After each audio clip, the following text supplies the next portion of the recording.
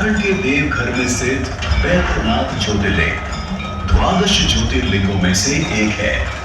यह तीर्थ 51 शक्ति पीठों में से भी एक है। यहाँ पर शिव और शक्ति का एक साथ विराजमान होना इस तीर्थ को अधिक महत्वपूर्ण बनाता है। यह अर्धनारीश्वर का एक पवित्र स्थान है जो पुरुषों और महिलाओं की समानता को दर्शाता है। एक सादे पत्थर से बना बाबा बैद्यनाथ का पूर्वाभिमुख मंदिर 72 फीट ऊंचा है।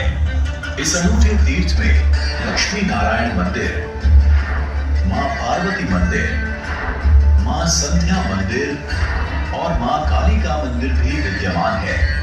इस पवित्र भूमि में शिवलिंग की स्थापना श्री हरि अर्थात भगवान विष्णु द्वारा होली के शुभ दिन पर की गई थी।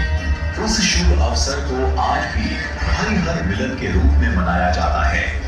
शहर में शोभा यात्रा का आयोजन होता है। भगवान श्री कृष्ण की मूर्ति को बाबा बैद्यनाथ के मंदिर में लाया जाता है।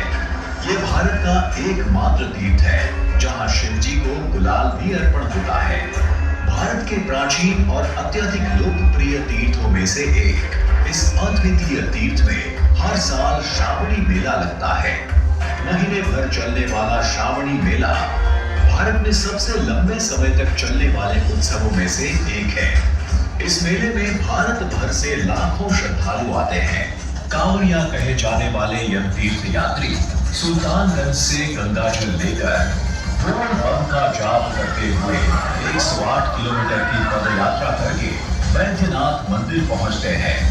देवों के देव महादेव को गंगाजल का अभिषेक करते हैं और 3 वर्ण वाले बेल पत्र चढ़ाते हैं। इस पवित्र यात्रा को पूर्ण करने वाले को अश्वमेध यज्ञ का पुण्य मिलता है। झारखंड के देवघर के भाग्य में ऐसे बेजोड़ तीर्थ का निमित्त बना था लंका नरेश रावण। एक पराक्रमी शासक और विद्वान रावण महादेव का अनन्य भक्त था। आध्यात्मिकता और शास्त्रों का ज्ञाता था, लेकिन अहंकारी और जिद्दी था। इसी अहंकार के कारण उसने भगवान शिव को कैलाश पर्वत से लंका ले जाने का मन बनाया। इसके लिए वह कठोर से कठोर तपस्या करने के लिए भी तैयार था। उसने अपना सिर शिव जी को अर्पण कर दिया। शिव जी ने उसे नया सिर दे दिया। उसने जब 10वीं बार अपने सिर का बलिदान दिया, तब भगवान शिव उसकी तपस्या देखकर प्रसन्न हुए, उसकी इच्छा का स्वीकार किया, लेकिन एक शर्त पर।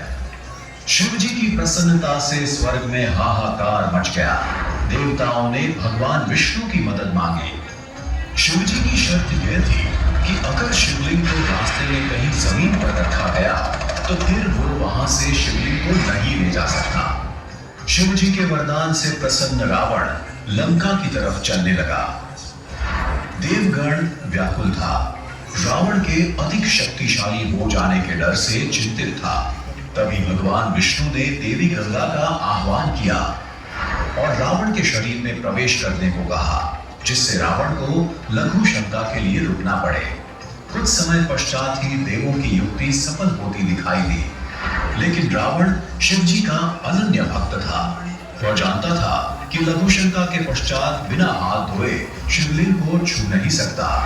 उसने मदद के लिए आसपास देखा तो उसे एक चरवाहा दिखाई दिया, जो चरवाहे के भेष में भगवान विष्णु थे। चरवाहा शिवलिंग को उठाए रखने के लिए सहमत हुआ। रावण शीघ्र ही लौट आने की बात करके निकल पड़ा। गंगा जी ने रावण के शरीर से बाहर निकलने में बहुत समय लिया। शिवलिंग को अधिक देर तक उठाए रखने में असमर्थ चरवाहे ने शिवलिंग को जमीन पर रख दिया। रावण ने लघु शंका के पश्चात हस्त प्रक्षालन के लिए पानी ढूंढा, लेकिन आसपास कहीं पानी नहीं था। उसने धरती से पानी निकालने के लिए जमीन पर प्रहार किया। यह जल स्रोत आज भी मौजूद है। हस्त प्रक्षालन के पश्चात लौटने पर रावण ने शिवलिंग को जमीन पर देखा तो वह गुस्से से लाल पीला हो गया। उसने शिवलिंग को उठाने के लिए अपनी पूरी ताकत लगा दी, मगर शिवलिंग को उठा ना सका। गुस्से में आग बबूला रावण ने शिवलिंग को जमीन में दबा दिया। रावण को कहां पता था कि वह जिस भूमि पर खड़ा है वह एक शक्ति पीठ है और ऐसे रावण एक अद्वितीय तीर्थ का निमित्त बना। ऐसे बेजोड़ तीर्थ के प्रति अखूट श्रद्धा रखने वाले हर साल यहाँ आने वाले लाखों श्रद्धालुओं के हम आभारी हैं।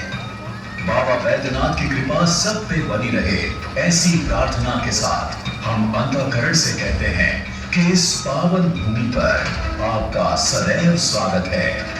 जय बाबा बैद्यनाथ।